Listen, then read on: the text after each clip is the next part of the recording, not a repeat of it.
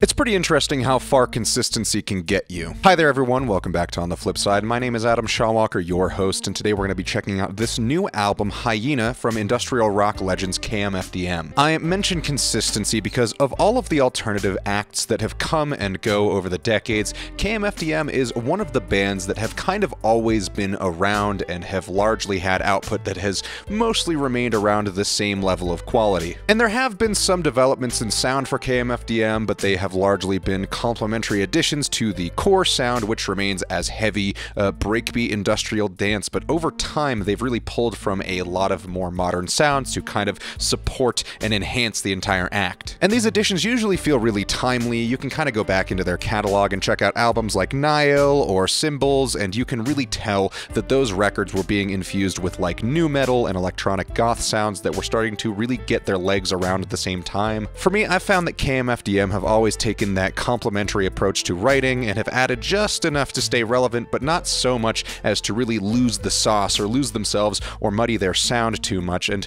what that has resulted in is one of the most solid bodies of work in all of industrial. And I really genuinely think that every KMFDM record has some level of merit and deserves a few listens. And everything that I've mentioned to this point also applies to Hyena. I mean, is it the greatest industrial album ever made? No. But is it one of the most balanced in recent memory? Sure. There are definitely moments here that I like more than others. I particularly like Rock and Roll Monster with its hip-hop and rock blend that kind of feels like a throwback to late 90s rap rock, except they've kind of managed to make it somehow somewhat tasteful. I do also love the title track, Hyena, with its post-punk influenced structure. This is one of the best modern KMFDM tracks by far, which, I mean, makes sense. They've kind of always had a knack for making whatever like the title track is on whatever album bang just super hard, so I'm not really surprised. All Wrong But All Right is another great track with a really solid breakbeat-driven song, except they've kind of updated the sound to fit into a more modern context. It's very reminiscent of like more modern bands like Machine Girl or even Tobacco at points. I don't know if I was the biggest fan of the opening song, All For One, which is a solid start and does a nice job introducing the album, but I mean the beat is super reminiscent of 120 Days by the Genitorturers, which is good, but it feels like it's maybe pulled a little bit too heavily from that, and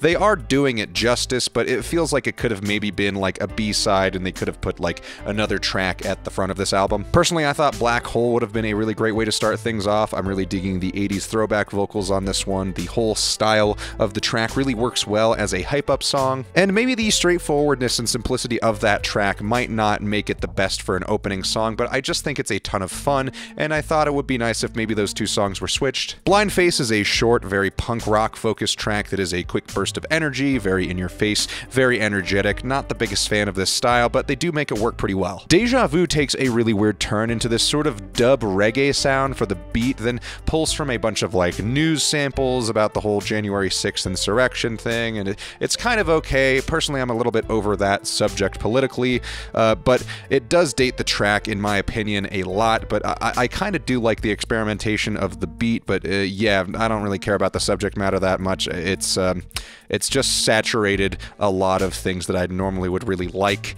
and it's not that I think people shouldn't be aware of that kind of thing or that there shouldn't be like some light put onto it, but in like a musical context, I'm just super over it. Deluded, Desperate, Dangerous, and Dumb follows up Deja Vu with this very jumpy, almost like hokey western honky-tonk beat that reminds me a lot of some of like the old Lard material, like Pulling Back the Foreskin of Liberty. It's a very Jello Biafra-like track, and honestly, if you had Jello doing these vocal lines, it would feel very natural. But as it sits, it's just an okay track. I do appreciate that the politics on this one are still focused, but in a way that doesn't really date it so ungracefully or quickly, as opposed to the last track. Immortally Yours feels like it's directly giving some nods to Bela Lugosi's Dead by Bauhaus. Definitely a very goth-heavy track. They're also hitting some of that like Sisters of Mercy chic here with these really great Vision Thing style guitar parts. This one really feels like an homage to that era of post-punk styles that really latched on to that like Hammer style gothic horror of like the 50s and 60s,